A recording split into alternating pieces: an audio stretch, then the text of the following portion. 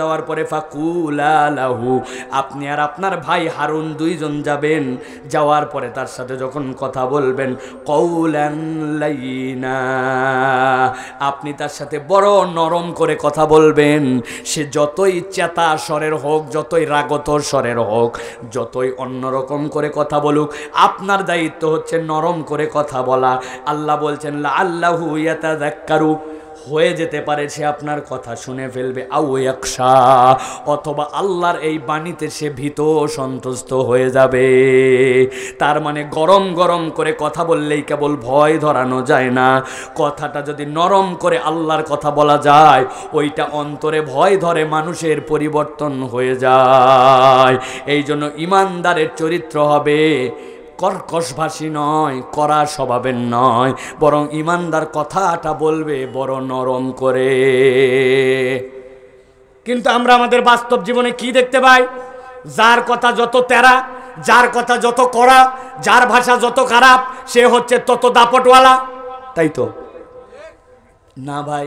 আপনি যদি পরিবর্তন করতে চান, তাহলে আজকের থেকে শপথ নেন, জীবনের 1 নম্বর পরিবর্তন, আমার কথাটা নরম করতে হবে।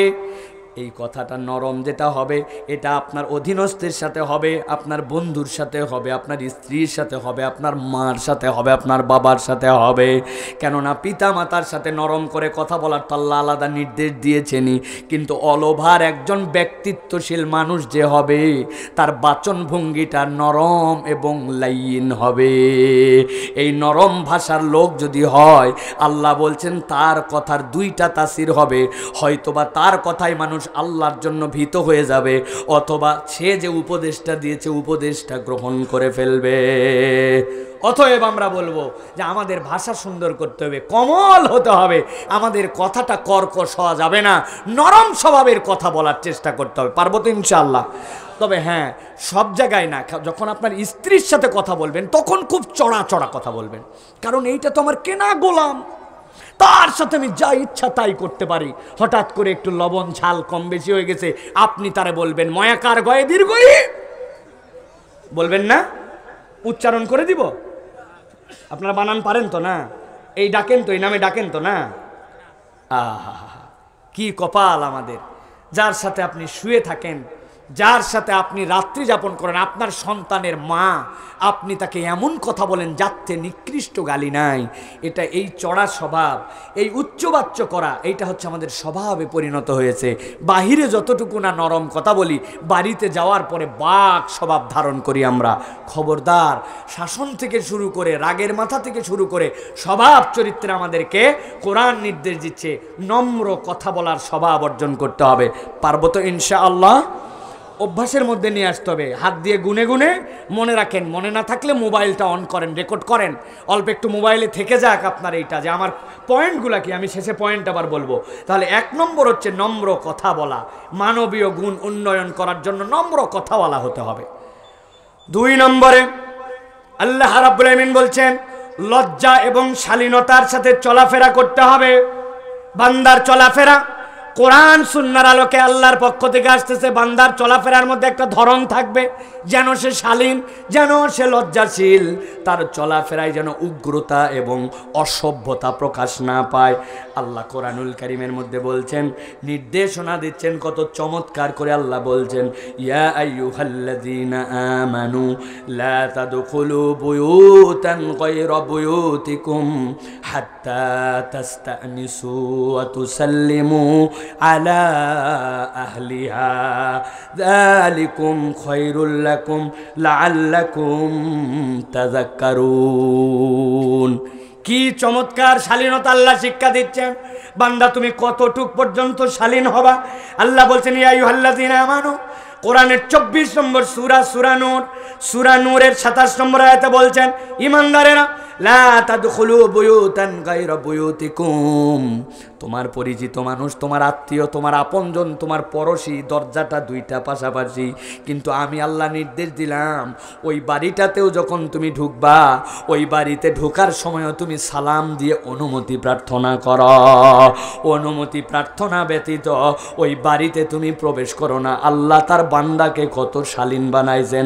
একই সাথে দরজা পাশাপাশি, দুপুরবেলা আপনার মা শুয়ে আছে আপনার ঘরে, আপনার জন্মদাতা মা, আপনার জন্মদাতা পিতা, আল্লাহ নবী বলছেন ওই দুপুরবেলা একই বাড়ির মধ্যে তোমার মায়ের ঘরে তুমি যেতে হলেও, তুমি তার পেটের থেকে আসা সন্তান, স্তনপান করা সন্তান, তাও আল্লাহ শালীন বানালেন বান্দাকে, তোমার মায়ের ঘরে অনুমতি নিয়ে তুমি প্রবেশ করো।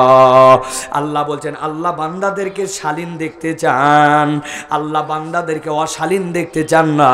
এই আদেশের আলোকে মুফাসসিরিনে কিরামের ব্যাখ্যা হচ্ছে, যেই আল্লাহ দরজাতে ঢোকার সময় অনুমতি নিতে বলেন, ভিতরের যাবতীয় কার্যক্রমগুলাতেও নিশ্চয়ই আল্লাহর অনুমতিতে আপনাকে জীবনযাপন করতে হবে, ঠিক কি না? ভিতরে আপনি কার সাথে দেখা করতে পারবেন কি পারবেন না, এটা কি আপনার ইচ্ছায় নাকি আল্লাহর ইচ্ছায়? আরে খালা তো বোন তো আপন বোনের মতো, ঠিক কিনা? ঠিক কিনা? ভাবি তো আপনার মতো বড় মায়ের মতো, তাই কিনা? ভাই মরে গেছে, ওরে বিয়ে করে ফেললেন, মায়ের মতো যে বিয়ে করলেন কেমনে? খালাতো বোন আপন বোনের মতো বড় হওয়ার পরে এর সাথে বিয়ে, এর ঘরে 4-5টা বাচ্চা কাচ্চা হলো, তা আপন বোনরে বিয়ে করলেন কেমনে? এটা হচ্ছে শয়তানের ইনজেকশন, ঠিক কিনা? অতএব আল্লাহ বলছেন, আমি আল্লাহ বললাম লজ্জা এবং শালীনতার সাথে চলাফেরা করো। বান্দা যখন কথায় নম্র হবে, এরপরে তার মধ্যে একটা লজ্জাশীলতা ঢুকে যাবে, শালীনতা ঢুকে যাবে, ওই বান্দাটা নিজের মানটা আস্তে আস্তে উন্নত করতে শুরু করবে। যার লজ্জা নাই দুনিয়ায় তার আর কোনো পাপ করা কঠিন নয়, ঠিক কি না? লজ্জা থেকে যদি উঠে যায় তাহলে তার আর কোনো পাপ করা কঠিন নয়। আমরা শুনছি আমাদের বন্ধুদের কাছে অনেক সময় ইয়ের গেটের সামনে গেছে, সিনেমা হলের গেটের সামনে, গরমের দিন কিন্তু মাফলার দিয়ে মুখ পেঁচায় নিয়ে গেছে, সিনেমা হলের যে টিকিট দেয় ওই বলছে এই গরমের মধ্যে মুখের প্যাঁচ কেন খুলতো রে, ওই ভয়ের ঠেলায় টিকিট না নিয়ে চলে গেছে। আসার পরে বলছে ভাই রে আজকে সিনেমা দেখতেই পারলাম না, কিসে বাধা দিল? কয় আলায় ধরা পড়ে গেছিলাম রে, আমার তো দাড়ি এত বড় বড়, আমি যে মাদ্রাসার ছাত্র বুঝি, শয়তানের ইঞ্জেকশনে গেছিলাম হলের গেটে, যাওয়ার পরে মুখের প্যাঁচ দেখে টিকিট আলায় বলতেছে তোর নিশ্চয়ই কোনো ঝামেলা আছে, তুই তো এই সাধারণ লোক তো এরকম করে আসে না রে গরমের দিন। তো এই যে মানুষের দাড়ি রাখা, ইসলাম পালন, অন্যায় করলেও তার মধ্যে একটা লজ্জাশীলতা আগে ছিল, কিন্তু এখন আমাদের অভাব এত হয়েছে, স্বভাবের অভাব এমন হয়েছে, বান্দা আর কোনো কিছু তো লজ্জা করে না, ঠিক কিনা? বেহায়া হয়ে গেছি আমরা, লজ্জাহীন হয়ে গেছি আমরা। জাতি যদি লজ্জাহীন হয় আল্লাহ ওই জাতির তকদিরে বিপদ আনবেন। এই জন্য কোরআনের নির্দেশ লজ্জাশীল হওয়া এবং শালীনতার সাথে চলাফেরা করা। প্রত্যেকটা পয়েন্ট 15-20 মিনিট করে আমার কাছে এলিমেন্ট রেডি করা আছে বলার জন্য, কিন্তু সময় নাই এবং বেশি বলার দরকারও নাই। মূল পয়েন্টগুলো আপনারা মনে রাখেন। 3 নম্বরে আল্লাহ রাব্বুল আমিন বলছেন মানুষের মধ্যে একটা মৌলিক গুণ নিজের মধ্যে ইনস্টল করে নিতে হবে, এইটা মানুষ মাত্র তোমার মধ্যেই স্বভাব হবে। কি স্বভাব? আল্লাহ বলছেন মানুষের প্রতি তোমার একটা দয়াদ্র মনোভাব থাকবে, কোনো মানুষের প্রতি তোমার কঠোরতা থাকবে না, মানুষের প্রতি একটা দয়ার ফিলিংস থাকবে। আল্লাহ বলছেন ওয়া আহসিন কামা আহসানাল্লাহু ইলাইক ওয়া লা তাবগিল ফাসাদা ফিল আরদ ইন্নাল্লাহা লা ইউহিব্বুল মুফসিদিন। কোরআনুল কারীমের 28 নম্বর সূরা কাসাস এর 77 নম্বর আয়াতের মধ্যে আল্লাহ রাব্বুল আলামিন এই নির্দেশনা দিচ্ছেন। আল্লাহ বলছেন আমি তোমাদেরকে দায়িত্ব দিলাম, আল্লাহ যেহেতু তোমার প্রতি ইহসান করেন, তুমিও বান্দার প্রতি ইহসান করো। ইরহাম্মান ফিল আরদ ইরহাম্মান ফিস সামা, দুনিয়াবাসীর প্রতি তুমি যদি দয়া করো আসমানওয়ালা তোমার প্রতি দয়া করবেন। সুবহানাল্লাহ। দুনিয়ার মানুষের প্রতি আপনার একটা মায়া থাকতে হবে, হৃদয়ের মধ্যে মানুষের জন্য একটা টান থাকতে হবে, মানুষের প্রতি কঠোর হওয়া যাবে না, মানুষের প্রতি দয়াদ্র থাকতে হবে। কোনো মানুষের অন্তরটা যদি নরম হয়, অন্তরটা যদি দয়াওয়ালা হয়ে যায়, আমার নবী বলছেন তুমি যদি জমিনওয়ালার প্রতি দয়া করো আসমানওয়ালা তোমার প্রতি দয়া করবে। এখন বলেন তো এখানে কারো যদি না লাগে হাত তোলেন, তার সাথে আলোচনা নাই আমার। আল্লাহর দয়া চান না, লাগবে না, এনাফ হয়ে গেছে, আর প্রয়োজন নাই, এরকম কেউ আছেন নাকি ভাই? না না না, আল্লাহর দয়া ছাড়া আমি চলতে পারবো না। আল্লাহর দয়া যদি পেতে চান তাহলে আপনি নিজেকে একজন দয়াদ্র মানুষ হিসাবে উপস্থাপন করেন। কিন্তু আমাদের পারিপার্শ্বিকতা আমাদেরকে এমন মানুষ বানাইছে, আমরা মানুষের প্রতি আর দয়াদ্র নয়, এখন যে যত কঠোর সে তত দাপটওয়ালা, ঠিক কিনা? কঠোর, বাপ রে বাপ, ওই লোক চেতা লোক, রাগী লোক, নিজেকে অনেক সময় বিরাট ভাব নিয়ে বলে আমি কেমন স্বামী জানো, কয় আমি বাঘের মতো স্বামী, আমি একটা প্লেটে হাত ধুই পানি পর্যন্ত ফেলি না।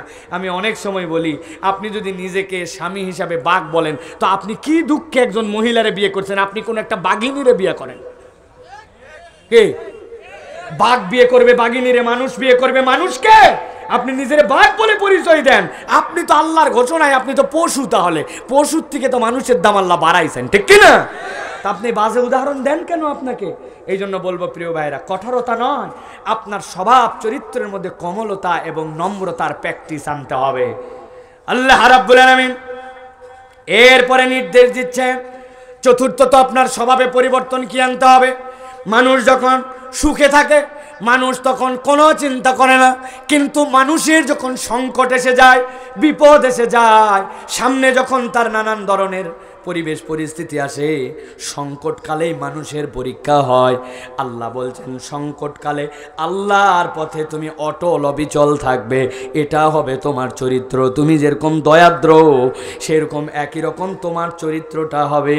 যখন সংকট আসবে, তোমার সামনে বিভিন্ন ধরনের বিপদ আপদ আসবে, ওই সময় তুমি অস্থির হয়ে যাবা না।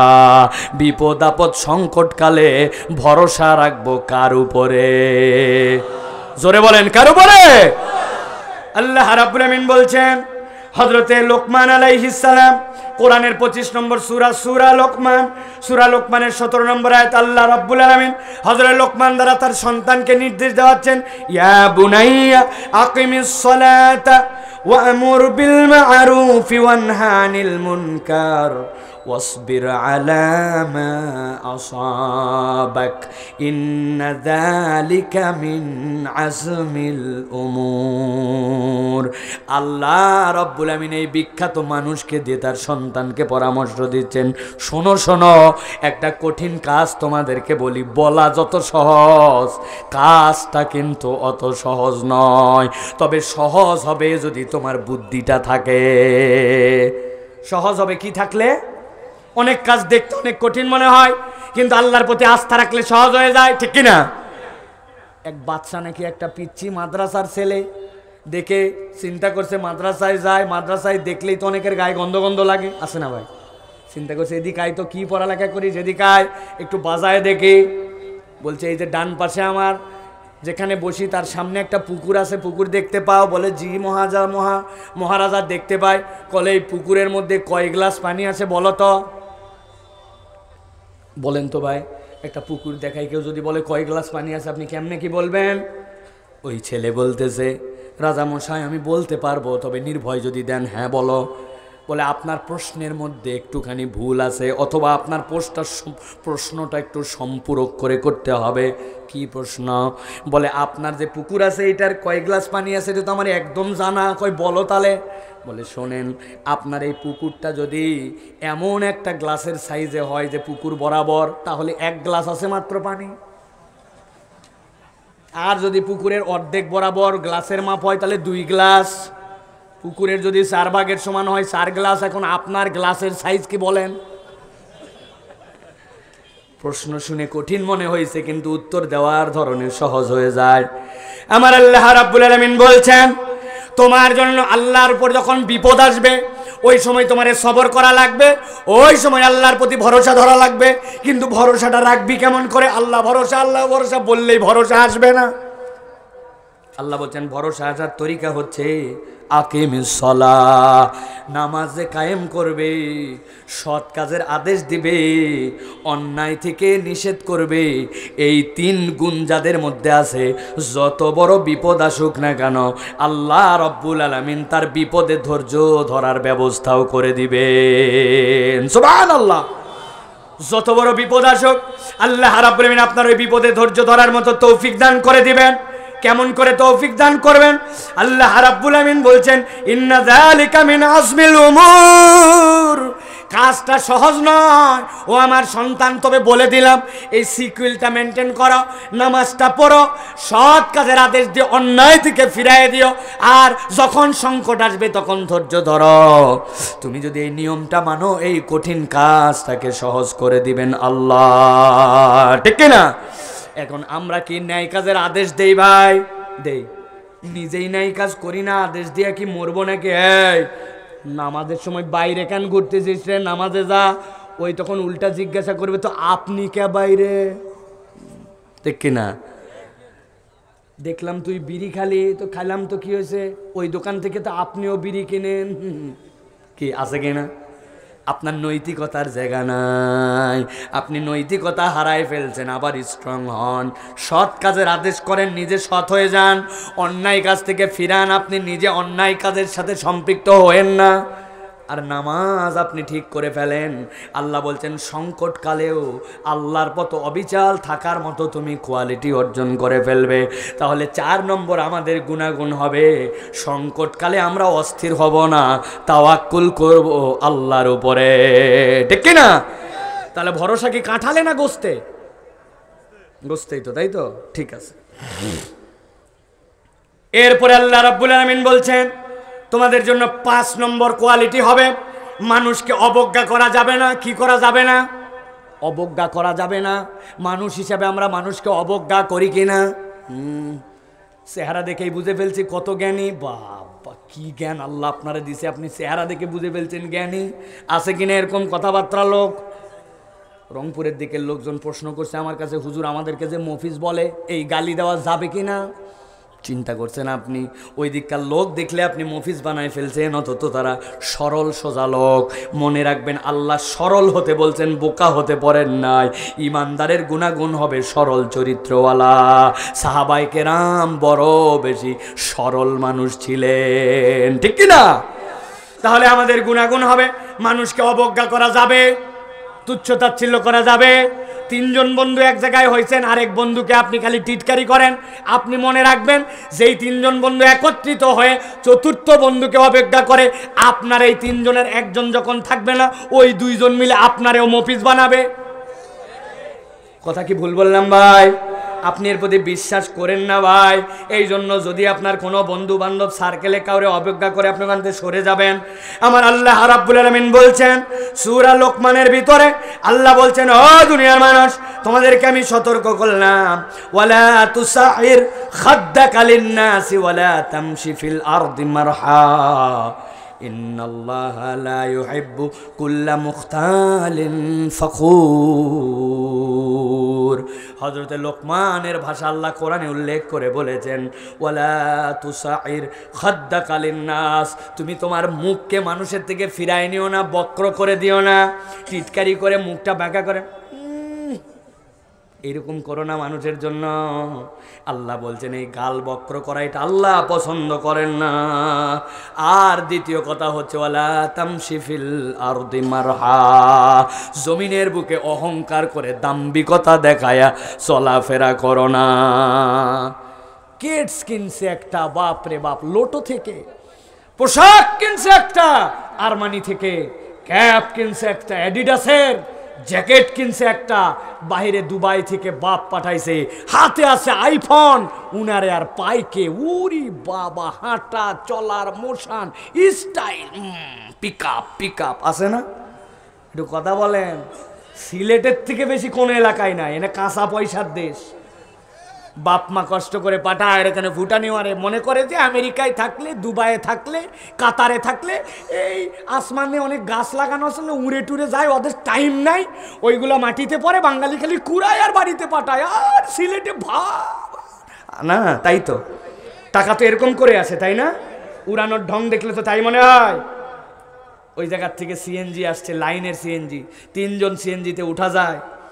ওর বাপ টাকা পাঠায়, পিছনের সিটে উঠে বলছে, আর একজনও নিবি না, সব টাকা আমি একাই দেবো। কে রে ভাই, তোর এত ভাব কেন? এত ভাব কেন তোমার? এরকম ভাব মারা লোক এই এলাকায় অনেক, ঠিক কিনা? আপনি একটু বিবেচনা করেন, আপনার বাপ মা কি কষ্ট করে বিদেশ থেকে টাকা পাঠায়। প্রবাসীদের কষ্ট আপনি প্রবাসে না গেলে টের পাবেন না।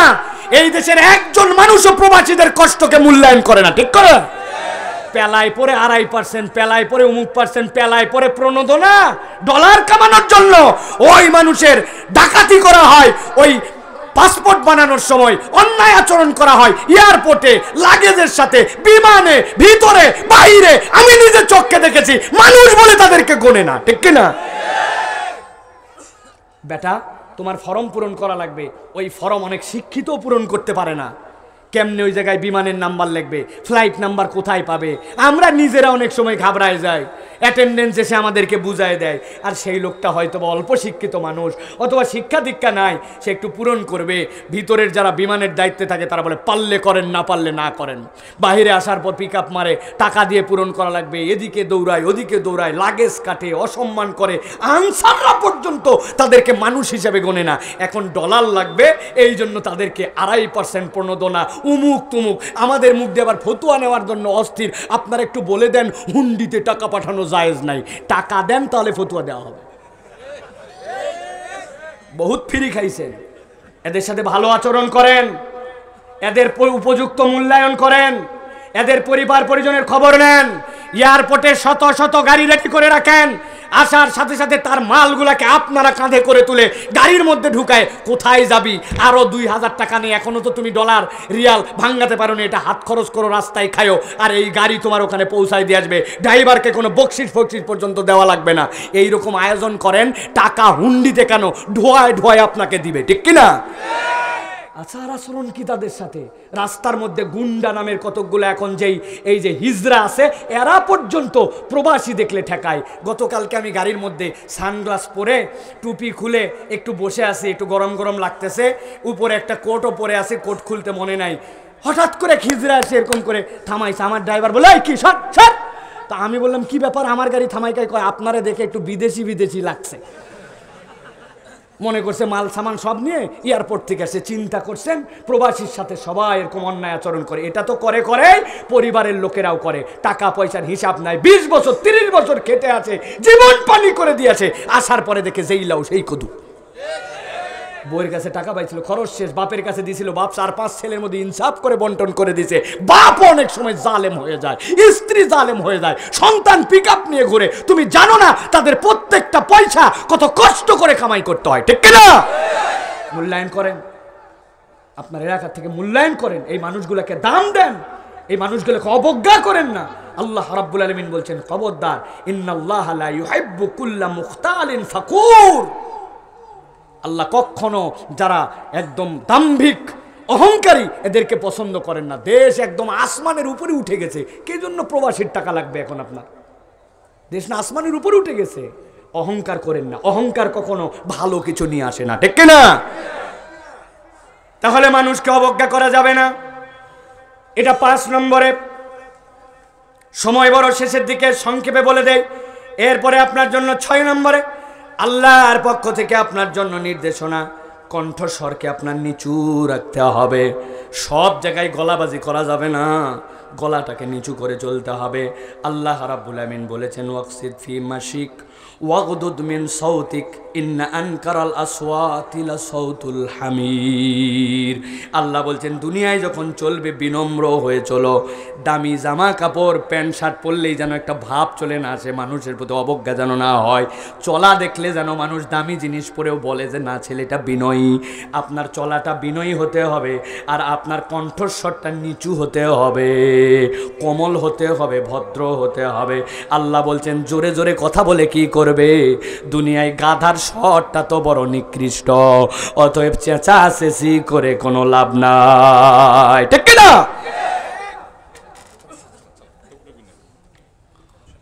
আলহামদুলিল্লাহ, শাইখ চলে আসছেন, বলেন আলহামদুলিল্লাহ। আর একটু মোহব্বতে বলেন আলহামদুলিল্লাহ। আল্লাহ শাইখকে কবুল করেন। আমি এক্ষুনি ছেড়ে দেবো ইনশাআল্লাহ। আমার কথা বলা শেষ প্রায়, তবে আপনাদের কাছে যে কয়টা পয়েন্ট বলেছিলাম, খালি পয়েন্ট টু পয়েন্ট একটু বলে দেই, ঠিক তো? একটু বলে দেব। তাহলে কণ্ঠস্বরকে নিচু রাখতে হবে, এটা আল্লাহ রাব্বুল আমিনের নির্দেশনা। আমরা আদর্শের পাঠ নিজের জীবনের মধ্যে ইনস্টল করতে চাই। যেই জিনিসগুলো নিজের মধ্যে ইনস্টল করে নিলে এটার প্রকাশ আসবে, আপনি যেরকম উদাহরণ দিয়েছি মনে আছে কিনা, আপনি যদি কম্পাসটা আপনার মোবাইলে যদি ইনস্টল করার ক্ষমতা থাকে, তাহলে যেখানেই ফেলেন না কেন ও আপনার দিক ঠিক করে দিবে। এই গুণাগুণগুলা নিজের জীবনে অর্জন করে নিলে আল্লাহর কাছে প্রকৃত বান্দা হতে আমরা পারব। এইগুলা কথা আমার নয়, আল্লাহ রাব্বুল আলামিন বলেছেন। গুণাগুণ বলবো কয়টা? ভালো করে খেয়াল করেন। এবার আল্লাহ রাব্বুল আলামিন বলছেন 7 নম্বরে তোমাদের গুণাগুণ কি হবে? কোনো একটা মন্দ যদি তোমার সামনে আসে, ইমানদারের চরিত্র হবে, তাহলে এইটার বিপরীতে ভালো কিছু করা। কেউ একটা খারাপ কিছু করছে, আপনিও বলছেন আমি কটুক খারাপ, তুই টের পাবি, তুই তো কি খারাপ, ঠিক কিনা? এটা আমরা বলি কিনা ভাই? তুই আমার ক্ষতি করছিস না, আমারে তো চিনিস না, দেখ আমি এবার কি করতে পারে। আল্লাহ বলছেন ইমানদারের তো মৌলিক চরিত্র এটা হবে না। ইমানদার অধিকার সচেতন হবে, কিন্তু রেশারেশিতে খারাপকে খারাপ দিয়ে কখনো কাটাকাটি করবে না। আমার আল্লাহ বলছেন ওয়ালা তাস্তাউল হাসানাতু ওয়ালা সাইয়্যা ইদফা বিল্লাতী হিয়া আহসান ফাইদাল্লাযী বাইনাকা ওয়া বাইনাহু আদাওয়াতুন কাআন্নাহু ওয়ালিয়্যুন হামীম।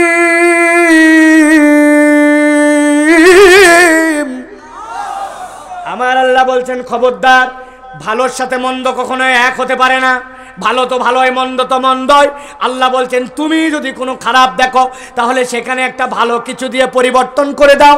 তোমার চরিত্রটা যদি একবার এরকম হয়, কেউ একজন তোমাকে গালি দিয়েছে, তুমি তাকে বলছো আল্লাহর জন্য তোরে মাফ করে দিলাম, তুই গালি দিছিস বলেই কি আমি গালি দিব নাকি? আল্লাহ বলছেন চরিত্রটার মধ্যে যদি একবার এই কালচার নিয়ে আসা যায়, আল্লাহ বলছেন তোমার সবচেয়ে বড় শত্রুটাকেও আল্লাহ তোমার অন্তরঙ্গ বন্ধু বানায় দিবেন। সুবহানাল্লাহ। তাহলে আমাদের 7 নম্বর গুণের কথা কি বলেছি? 7 নম্বর গুণ হবে মন্দের বিপরীতে ভালো কিছু করা। আর 3টা কথা বলবো।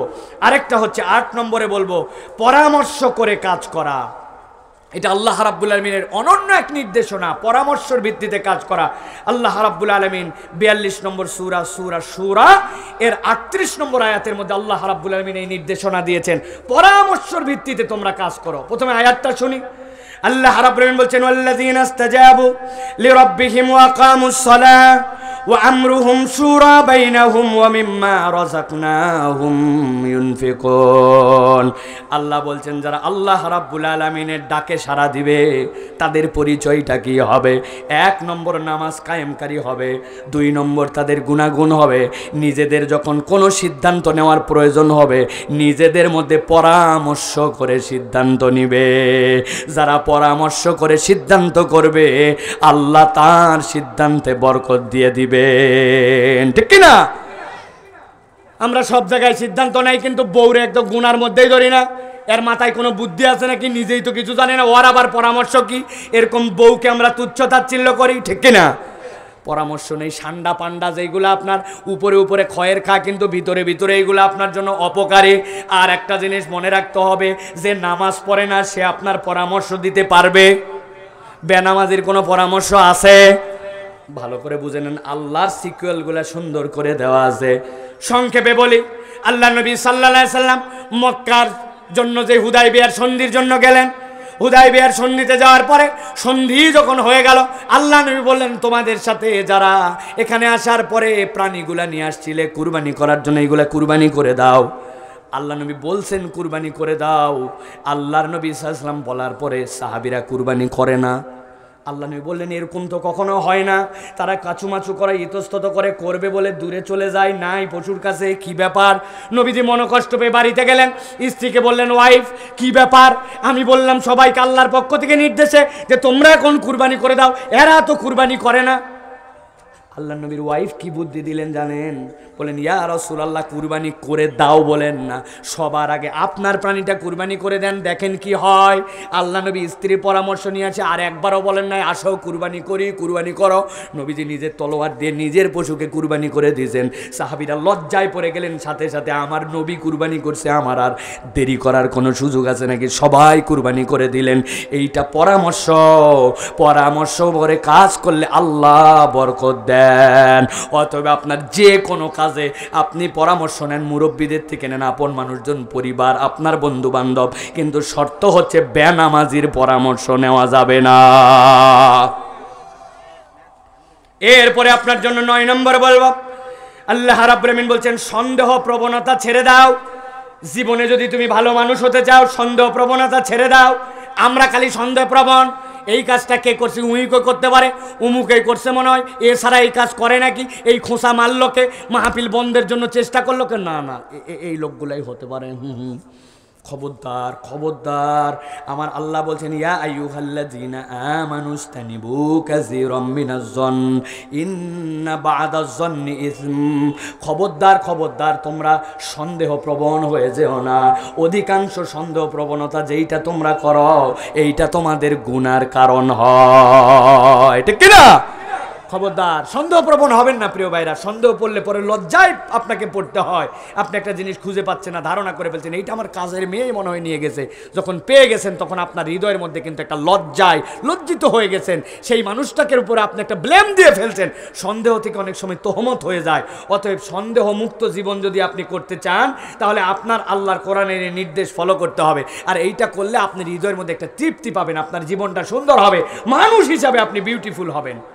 সর্বশেষ আজকের কথা, সর্বশেষ আল্লাহ রাব্বুল আমিন বলছেন তোমাদের জন্য আরেকটা নির্দেশনা আমি আল্লাহ রাব্বুল আমিন দিলাম, খবরদার কাউকে তোমরা উপহাস করবে না। 10 নম্বরে, উপহাস করা যাবে না। আমাদের স্বভাব এখন উপহাসের স্বভাব, একজন আরেকজনকে উপহাস করে, একজন আরেকজনকে ক্রিটিসাইজ করে। কে আসছিল রে তোদের এখানে বক্তা হিসাবে? কত বড় বক্তা জানা আছে, কি কসুর ওয়াজ করে। এটা আপনারা না, বক্তা বক্তাকে উপহাস করে, ঠিক কিনা? আপনারা এক বন্ধু আরেক বন্ধুকে উপহাস করে, এক স্কুল আর এক স্কুলকে উপহাস করে। ওই স্কুলে পড়িস, একটা মাস্টার আছে নাকি ওই জায়গায়, পড়ানোর মতো কোনো যোগ্যতা সম্পন্ন মাস্টার আছে নাকি, কী পড়বে ওই জায়গায়? উপহাস, কথায় কথায়। এটা তো গেল অনেক দূর দিয়ে, কাছাকাছি তো আরও বেশি। একজন আরেকজনের নাম ধরে উপহাস করে, নানানভাবে ব্যঙ্গ করে। 7টা খাইছিল না একবার, সেই দলের সাপোর্টার না তুই? আছে কি না? বুঝে নেন একটু ভাই, আমরা ওই দুনিয়ায় চলাচল করি, চোখ কান খুলেই চলি। আল্লাহ রাব্বুল আলামিন বলছেন ইয়া আইয়ুহাল্লাযীনা আমানু লা ইয়াসখার কওমুম মিন কওমিন আসা আন ইয়াকুনু খায়রাম মিনহুম ওয়ালা নিসাউম মিন নিসাইন আসা আন ইয়াকুননা খায়রাম মিনহুন। আল্লাহ বলছেন খবরদার খবরদার, এক দল আরেক দলকে, এক গোষ্ঠী আরেক দলকে উপহাস করে টিটকারি করো না। তুমি কি জানো নাকি যাকে উপহাস করতেছ ওই ব্যক্তিটা আল্লাহর কাছে হয়তো তোমার থেকে বেশি প্রিয়। আল্লাহ এইটা বলার পরে আবার স্পেশাল করে মেয়েদের কথা উল্লেখ করেছেন, কেননা আমাদের মা বোনদের মধ্যে স্বভাব এই খাসলত অনেক বেশি আছে। আল্লাহ এই জন্য বলছেন ও মেয়েরা, তোমরা উপহাস করো না একজন আর একজনকে। তুমি তো জানো না তুমি যার ব্যাপারে উপহাস করছো আল্লাহর কাছে হয়তো সে কবুল হয়ে গেছে। অতএব প্রিয় ভাইয়েরা, এই কাজগুলি করা যাবে না। আরও বিষয় ছিল, সেইগুলো বলবো না, তবে আবার সামারি করে দেয় আপনাদের কাছে। আমাদের ভালো মানুষ হওয়ার জন্য কোরআন থেকে আমাদের যে জ্ঞানগুলা নিজেদের জীবনে ঢুকাতে হবে, নম্র কথা বলতে হবে, লজ্জা এবং শালীনতার সাথে চলাফেরা করতে হবে, মানুষের প্রতি দয়াদ্র ভাব রাখতে হবে, সংকটকালে আল্লাহর প্রতি ভরসা করতে হবে, মানুষকে অবজ্ঞা করা যাবে না, কণ্ঠস্বর নিচু রেখে নিম্ন স্বরে ভদ্রভাবে কথা বলার অভ্যাস করতে হবে, মন্দের বিপরীতে ভালোকে উপস্থাপন করতে হবে, পরামর্শের ভিত্তিতে চলাফেরা করতে হবে, সন্দেহ প্রবণতা আমাদের জীবন থেকে দূর করে দিতে হবে। আর একটা বলেছি, কাউকে উপহাস করা যাবে না। একটা কথা বলবো সবগুলার শেষে, ও আম্মা সাইলা ফালা তানহার। কেউ যদি আপনার কাছে কিছু চাইতে আসে ফেরত দিবেন না ভাই। কেউ চাইতে আসলে তার কাছে আপনি সাধ্যের মধ্যে কিছু পারলে দিয়ে দিবেন। আল্লাহ আমাদেরকে তৌফিক দান করুক, বলেন আল্লাহুম্মা আমিন।